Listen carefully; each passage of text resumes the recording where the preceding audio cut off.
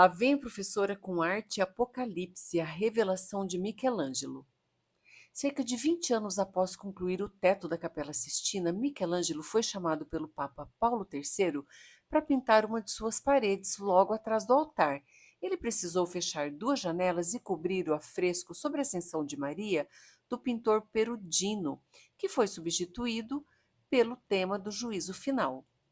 E neste afresco sobre o Apocalipse foram pintadas 390 figuras. Nessa restauração aqui no teto da capela, a gente pode ter uma noção das dimensões do trabalho do Michelangelo. A composição apresenta Jesus Cristo ao centro, os condenados à esquerda de Jesus e os salvos à sua direita.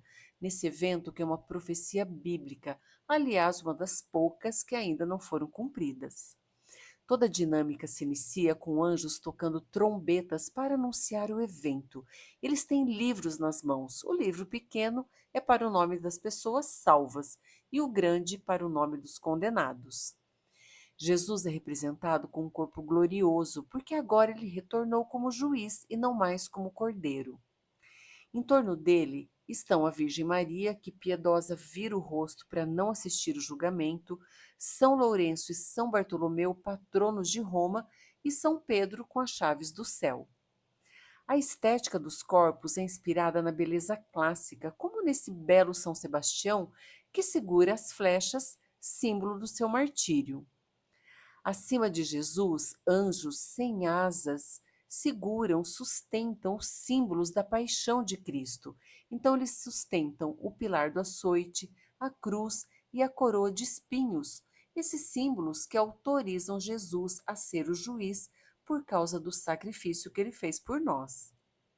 E no soar das trombetas, os mortos levantam das sepulturas envoltos em mortalhas. Alguns ascendem levados por anjos, sem asas novamente. Outros são puxados violentamente para baixo, numa luta feroz entre o bem e o mal. Alguns, talvez por causa das suas virtudes, se elevam sem auxílio, outros precisam se agarrar às orações, representadas pelo rosário, que, por sinal, Michelangelo rezava todo santo dia, porque ele era devoto e muito católico. Os condenados mostram todo o seu desespero e são atormentados de formas atrozes. Uma alma é puxada por um demônio horrendo e seu pecado é figurativizado pela chave, símbolo do poder mundano, e da bolsa de dinheiro, símbolo da ganância. Caronte, o barqueiro mitológico que conduz as almas pelo rio Estige com destino ao submundo, bate violentamente nos condenados ao tormento eterno para que desçam da sua barca. E seu rosto demonstra uma satisfação maligna. Um dos condenados mais expressivos olha com horror a sua sentença.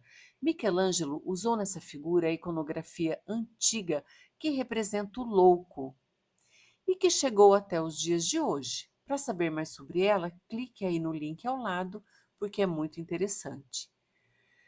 Exatamente atrás do altar, na altura dos olhos, duas figuras demoníacas e uma delas encara o observador.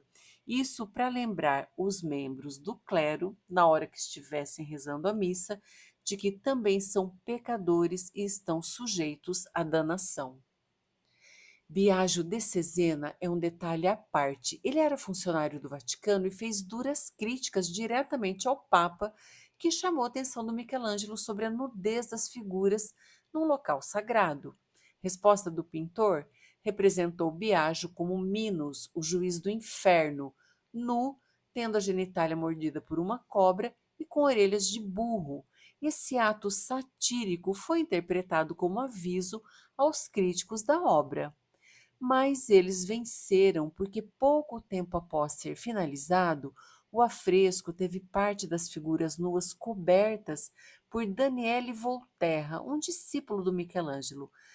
Numa restauração realizada no século XX, não puderam, devolver a originalidade da pintura, porque o Volterra raspou o afresco, então não teve jeito.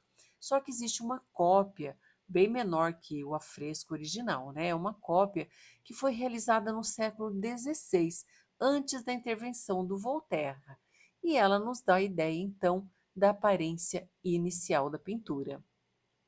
O autorretrato do pintor perto de Cristo é espantoso. O Michelangelo aparece como uma pele esfolada que pende da mão do São Bartolomeu. A imagem é tão à frente do seu tempo que muitos a consideram como precursora do expressionismo, ocorrido mais de 400 anos depois. Tem também o polêmico beijo gay, mas não dá para ter certeza se são dois homens mesmo, porque o Michelangelo costumava pintar mulheres fortes, musculosas e com traços masculinos.